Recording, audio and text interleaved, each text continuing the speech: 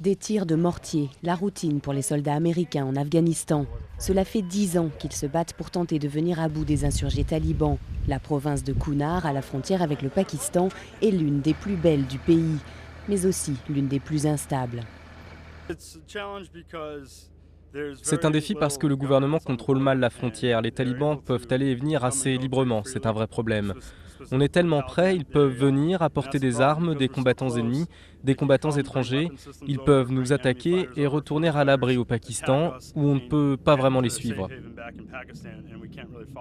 Sur les 140 000 soldats de l'OTAN actuellement en Afghanistan, 98 000 sont américains.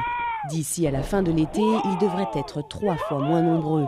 Pour assurer la transition, le dialogue avec les autorités locales est essentiel.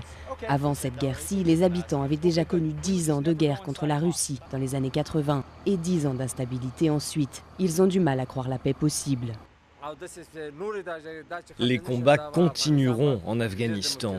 Si les Américains veulent partir, ils doivent d'abord s'assurer que le pays est suffisamment sûr. À ce moment-là, ils pourront partir.